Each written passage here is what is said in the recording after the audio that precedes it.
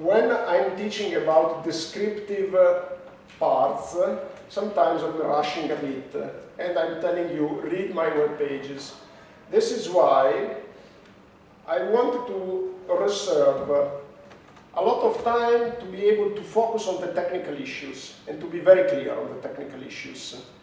This means that I need to rush a little bit for the descriptive issues, which means that I may ask you the example questions that you can read on the web pages and which I'm not directly saying during the lectures. When this happens, I'll tell you. So it may happen that I give you a look at this web page. I'm not talking about it, I'm just skipping it, but you need to study it. And if I do that, it is because it is descriptive. And you don't need my guidance to understand it. Or it may happen like now that I skip in part. And I'm telling you, as I just said, have a look. Okay, so even if I'm not directly saying some things that you find on the web page, please read it. It's not long. And another issue is I'm also making this PowerPoint available. But keep in mind that the PowerPoint is just a summary. And because I don't want to give the impression, the feeling that you can just look at the PowerPoint and this is what my question will refer to. No, my question refers to my web pages. Okay? If something is not clear, just let me know. Okay. So in the context of water resources management, sustainability, of course, can be defined as the property of a water resource system to remain functional in the long term. What is a water resource system? I define a water resource system as a system to deliver water. It can be an aqueduct, it can be an irrigation system, it can be whatever, even a kind of man-made canal from the river to an individual house. Okay, it's a system to deliver water. Water supply. This is what water resource systems are about. Water can be delivered for civil, agricultural use, but also for other uses, industrial use. No problem. It's anyway a water resource system. And the most typical use of water, the most typical industrial use of water is hydropower. So there are water resource systems that are just designed to convey water to a turbine. It's still a water resource system to deliver water. It's a system that delivers water to a turbine. Okay, fine.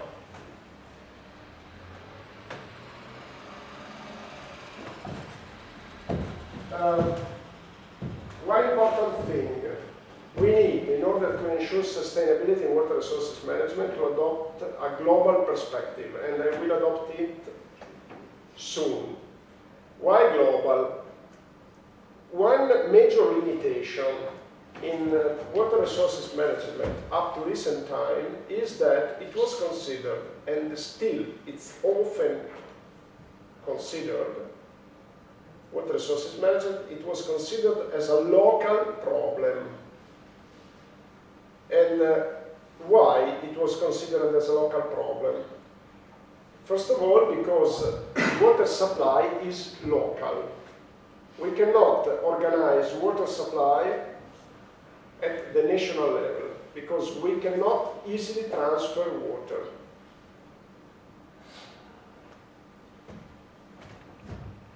In principle, we could transfer water. If it is water for civil use, sometimes we do. We take tanks and trucks and bring water to villages during droughts. But this can be done for civil use. Anyway, it's still a critical situation. It is costly. We cannot deliver much water. But the main use of water, we will learn about it, it's irrigation. About 70% of the global water consumption is for food, is water for food. This is another buzzword. water for irrigation. And the volumes of water are very huge. We cannot transfer so huge volumes of water. This is one main problem, and this is why water resources are managed usually at the local level. So local management basically is directed to solving the local problem without looking at the big picture. With the emergence, with the multiplication of water resources management issues, we realize that there is the need to look at water at the global level. Because, of course, looking at the regional scale or national scale or global scale may help us also to solve the local problems. Our design as engineers is still local, but our design should be a piece of a global puzzle. And you may ask me, but what is the purpose of doing that? Given that we cannot transfer water, what is the purpose of a global reasoning? The purpose is that we have to make sure that there is water for everybody, so we have to find a way to transfer water. And this will be a subject of this course. How to transfer water. So first of all, we need to identify where it's needed and where there is water. So if we have a global picture, we know, for instance, that in Sweden they have a lot of water. And we know that in south of Italy, we are suffering from water scarcity. So we have to find a way to manage. But we need a global picture.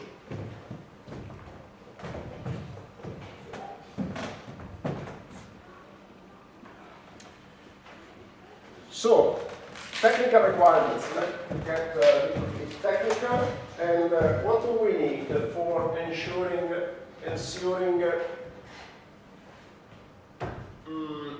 sustainability for water resource systems? Okay, we need to take into account the lifetime of the water resources system. As engineer, we always design by fixing a lifetime, which is fine.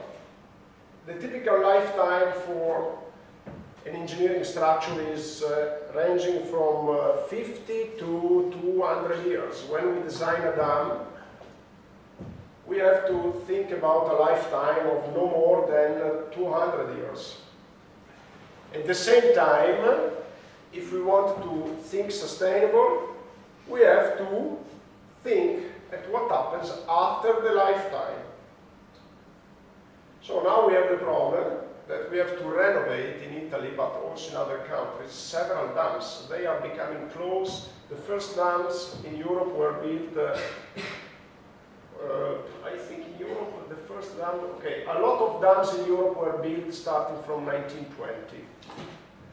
But I think the first were built in the 19th century, around 1860, 1870. I would say that, I'm not sure anyway, you could check. Because I think in Wikipedia there is a list of dams in Europe. And for sure there is a list of big dams. And so they are getting old. We are close to 100 years old for most of the dams, for, let's say, for many of the dams. And there is the problem how to renovate them, because dams suffer from siltation, but also siltation means that the reservoir becomes smaller and smaller because there is deposition of sediments. But they also suffer from aging of the structure. And this is becoming an issue. Also in the United States, they are starting now to think about what to do with these dams. And this is a problem in order to ensure sustainability. Keep in mind that if you solve a water resources management problem by building a dam, it's not much sustainable. If you solve the problem by optimizing the distribution of water, this is sustainable.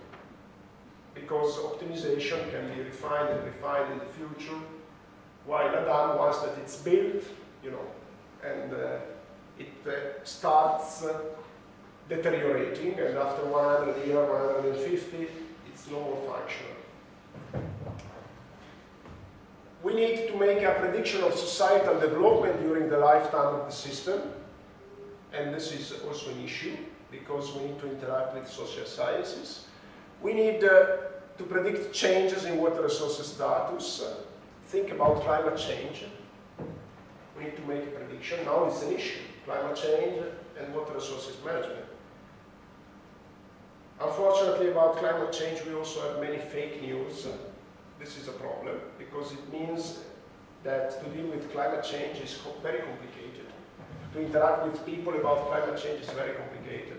There are several persons that think, and also several politicians that think that climate change implies big changes in extreme rainfall, for saying just one thing.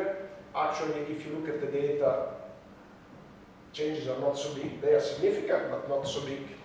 So sometimes you listen people, scientists, saying that extreme rainfall is increased 1 order of magnitude, which means 10 times higher extreme rainfall. If this was true, we would be completely wrong in Italy. It's impossible, 10 times higher. And if there is an increase in extreme rainfall, it's about 10%, no more than that, which means a very important increase, but not 10 times. And these fake news don't help. Resilience of the system to societal development, to changes in water resources, of course, as I said, a dam is resilient, yes or no.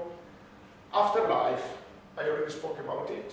And interaction with governance at local, regional, and global scale. This is a bit of a problem. And you can see that the interaction with governance is difficult. If you look again at the example of climate change. So the Paris Protocol, they agreed to reduce the emissions, okay, but when you go to the level, to the regional level, or the national level, you see that there are problems in applying this policy. And there are administrations like now the United States who say that they don't believe in this target explicitly. There are other administrations that say that they believe in the target, but they cannot anyway reach the target. Reducing the emissions now, it's extremely complicated. We got some results, but it's not easy. Okay, and read the slides. It means, in general, that we need to focus on social learning. What is social learning? It means that we need to learn. It means learning how to communicate, learning how to interact with politicians, with administrators, learning how to interact with people. Just read it. And now let's turn to, this is already the second lecture. So if you go to my website, I already passed to this. Just 1 second. I already finished this one, which is the first lecture. And then I passed to the next one, which is sustainable management of water resources. And you see the graph here. So let me go back to the PowerPoint. Okay, so if we want to turn to actual water resources management, what did I say just a few minutes ago? That we needed to start from a global picture. And I anticipated the message that I want to convey with this global picture is that there is enough fresh water for everybody. So, in the Earth, there is enough fresh water to ensure development for a very long time. We have enough water to make sure that we can develop more and more. But let's see the details. First of all, this picture is static. It means that we are talking about water storages in several components of the Earth system, oceans, etc. It is static. Actually, these components and these storages are not static at all. There is a continuous flux of water between oceans, rivers, atmosphere. It's continuous, and the fluxes are more important than the storages. Because for us, and for sustainability, you can easily understand that a storage is not sustainable if it's not replenished by a flux. Flux means a water flow. So it's clear that, okay, fine to talk about storages, but what is very important for us at the end of the story is replenishment, which means fluxes. Why do we consider that in a river, taking water from a river is more sustainable than taking water from groundwater? Because water in the river is flowing, is continuously replenished. There is very little storage in a river, but still, surface water is one of the most important, if not the most important, source of water that we have, even if the storage is very limited. Why is that? Because there is a huge flux. If you think about groundwater, you have a huge storage, the flux is very slow. Why is that? Of course, because groundwater flows slowly with respect, much slower with respect to surface water. There is a huge storage, but we are concerned of getting water from the underground because we are not sure if there is enough flux of water to compensate the withdrawal. So let's start from this static picture, but beware that you don't see fluxes here, and fluxes are important. Okay, so total global water, and let's forget about the total volume, and I didn't put numbers here, only percentages, and you can easily find the total volume if you look. I think in my web pages it's written somewhere, or if you go to Wikipedia you find also an estimate of the total volume. What this picture tells us is that 97% of the whole water volume is stored in the oceans. And this is one thing that you have to keep in mind. Keep in mind that 97% of the total water is salt water in the oceans. And then we have fresh water, it's about 2.5%. And other saline water, like in marshes, or it's almost 1%. So let's say that if you sum oceans to other storages of salt water, you get above 97%. This is why I say 97% is salt water, and about 2.5–3% is fresh water. This gives you an idea, and I already said that there is enough fresh water for everybody, even in the long term, in the long future term. It means that, what can we conclude? If in the future we were able to desalinate efficiently, of course, the problem is solved. Nowadays we can desalinate, but we do it only in very critical situations because it is very expensive, very energy demanding, which means also CO2 emissions to desalinate. So desalination up to now is not sustainable. We are talking about sustainability. But if in the future, again, I'm sure that we will find a way to desalinate in a sustainable way, and then the problem is solved. Because if we have enough water with the 3%, once that we got the 97, you understand that the problem is solved. Keep in mind that the global storage of water is conserved. We don't have losses of water, meaning that water goes somewhere and it's no more usable. We have in some cases that the return time is very long. Like if I get the water from the very deep underground, it may take 1,000 years to get replenished. So sometimes the recharge is very long, but the total amount of water doesn't change.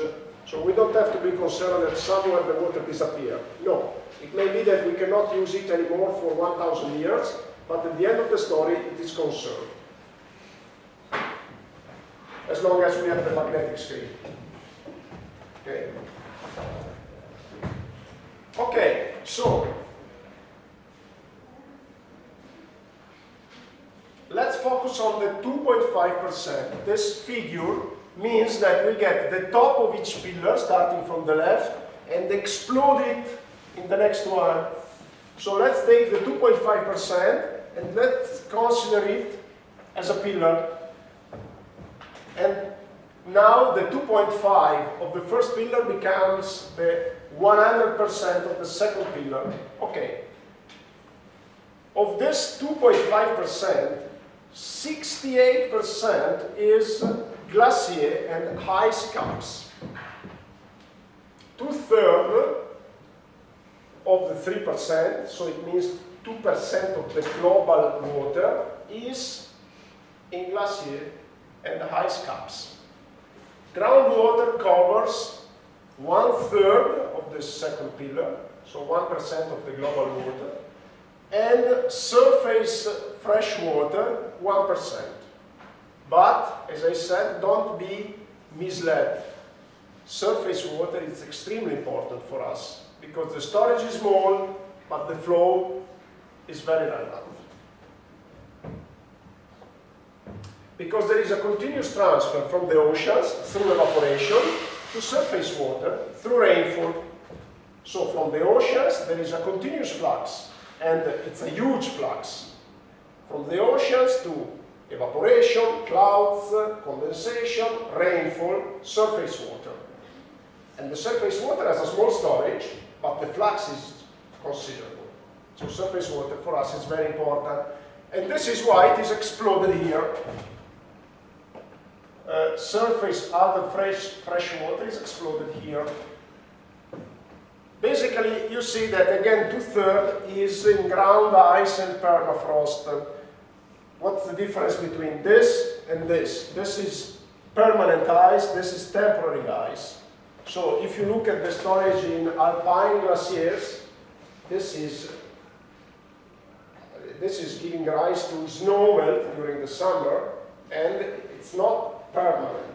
If it is permanent, it's here. If it is temporary, it's here. Ground ice is temporary, and permafrost is, let's say that it's temporary as well. It depends. Of course, this is a picture and it's a schematic diagram. It can be that the permafrost is also permanent, but let's take it as representative of a scheme, and it gives a schematic indication. But what this picture means is that if you look at the surface water, this is for 2/3, at least part of the year, frozen. And then you have lakes, 20%, and then you see rivers, very small percentage, but huge flux. So rivers are very important for water resources management. And then swamps, marshes, soil moisture, etc. You see the other percentages. So this is the global picture of freshwater availability. Okay, now this is an animated GIF, so it's moving. We said that the flux is important. What is the driver of the flux? It's rainfall. And I would say that in this case, this is rainfall. I'm not sure whether I should look at the paper, whether snowfall is included here. Usually it is, meaning that when we measure rainfall, we measure through an instrument that is called the rain gauge. And the rain gauge usually has the capability, an heater, has the capability of melting snow. So it's measuring rainfall and the water equivalent of snow. So usually I think this picture includes snowfall. One should look at the paper, you have the reference here. This paper is open source, so you can have a look if you wish. And you can see the global distribution. So let's see what are the numbers. This probably you cannot read here, but it's in millimeters per day. So in order to get what is, in terms of number, the meaning of blue, and this is dark blue, light blue, and here you see 6 millimeters per day. If you multiply by 350, you get to about 2000 plus something. Which means 2000 millimeters, it means 2 meters per year. So we are ranging here from 0 to, this is about 1 meter. Let me see if I am correct. Yeah, I would say a little bit less than 1 meter because it's 2 millimeters per day, so it's 700, 600, 700. And then we go to the maximum. I think that the maximum is about, of annual rainfall in the world is about 4 meters, something like that. We may have a look. But anyway, you understand from this color scale how rainfall is distributed. And keep in mind the order of magnitude. Sometimes it happens to me, and it also happened to me, to realize that students don't know what is the amount of the average of annual rainfall in their own place. And I myself learned it about at the age of 20. And if you are an engineer and you study water resources management, this is an essential order of magnitude that you have to know. So how much rainfall does fall on average in a year in Bologna? The answer is from 800 millimeters to 1 meter, more or less. What is the average rainfall of Italy? About 800 millimeters. What is the maximum of Italy? It's in the Friuli region, and it's about 2.5 meters. So 2,500 millimeters.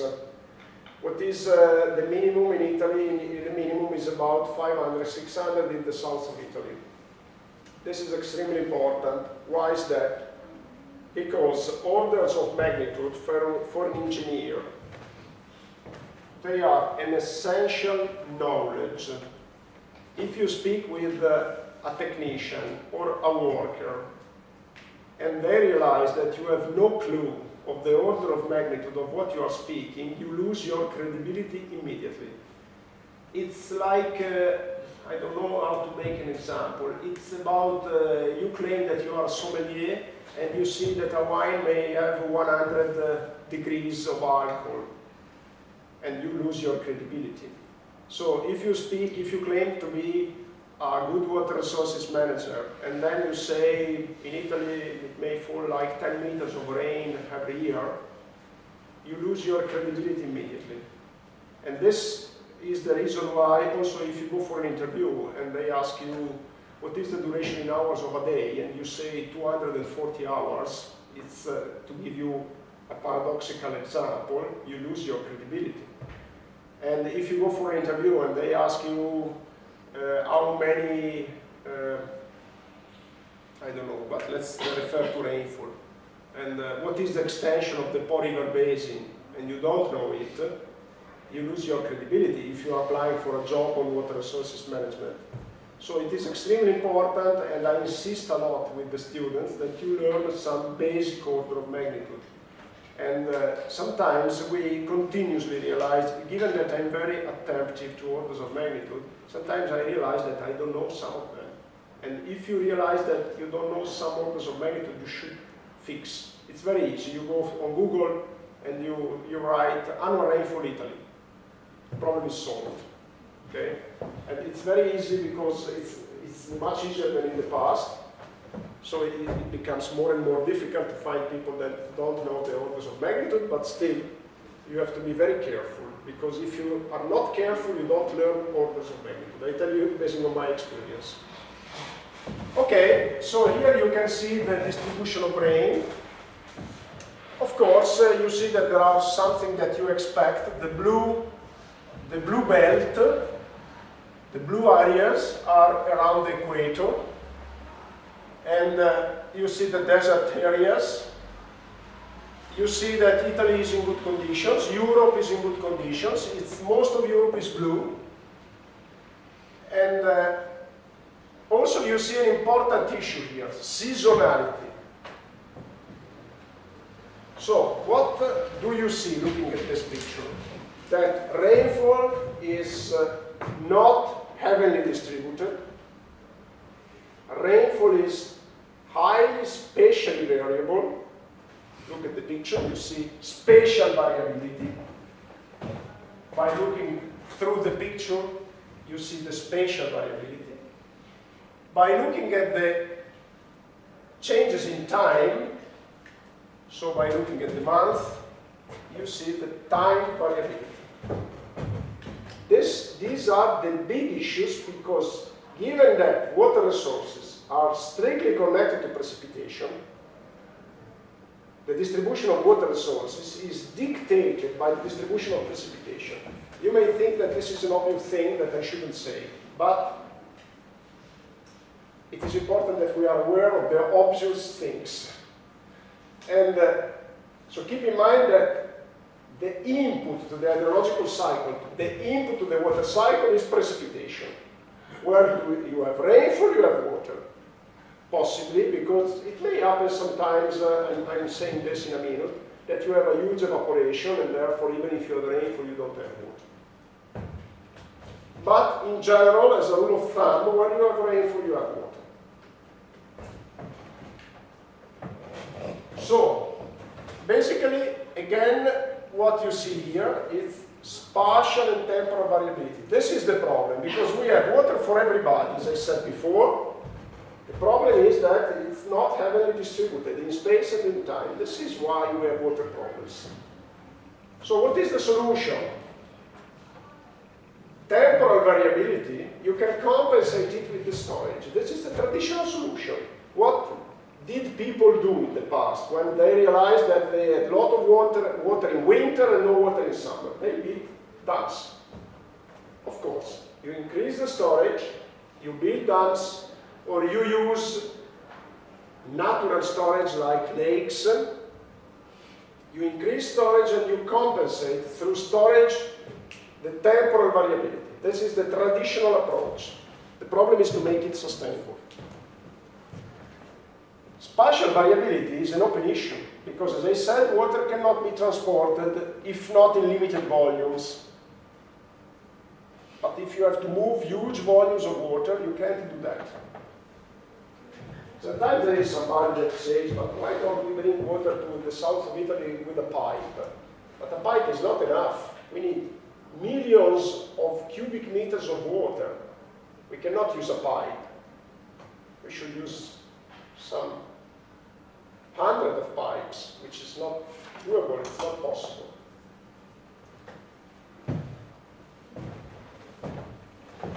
Also, there is a nice video that I linked in my web page, and I just want to start it, and then you look at it by yourself. This video is very nice. It's a YouTube video that I discovered it today. Let's see whether the internet is fast enough, but otherwise it's nice because it gives to me the opportunity to say that today we have monitoring means to monitor rainfall, but other variables that are unprecedented, meaning that they are very new, and they are based on remote sensing. And this is a figure of, okay, this is Berlusconi, let's skip it. Let me 1 second still. Okay, we can skip it. And this is the first time that it happens to me. Yesterday, my son told me, on YouTube there is Berlusconi, but I thought it was a joke. Okay, so basically, what you see here is 2014, starting from April, going to September, global observation of rainfall and snowfall. Basically, in liquid is from yellow to red, and snow it's from light blue to dark blue. And it's nice because you can see basically that the spatial distribution is confirmed. It's nice because you can see the perturbation moving, and it's also nice because it gives to us the opportunity to see what we can monitor today. This is a recent product. It was not available up to 20 years ago. And now we have the opportunity to monitor several things at the global scale through satellites. This is something that we have to be aware. It's not yet clear how to use this information in practice and in technical applications, but this is a matter of research, and for sure there will be a lot of innovation in the coming years. And this is a long video, so now I stop it, but again, I think it is nice to see the dynamic structure of cloud systems and their movement. And you see that also what is snow and okay.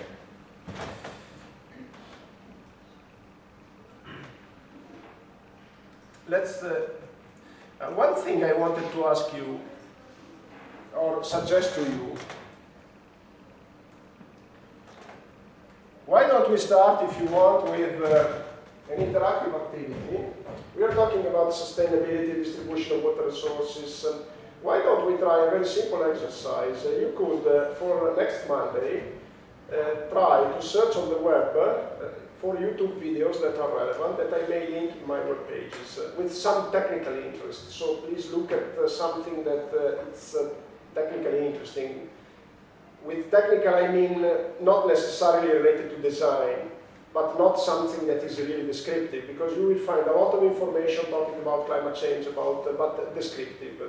And if you could find something that is not there, something new, a YouTube video, and we can dedicate to the next lecture, in the next lecture, 10 minutes when we start, like what are your suggestions, and then we discuss a little bit for 10 minutes, and maybe we look at one of the videos, and then I collect your suggestions by email, so I will ask you to send me by email the address of the video.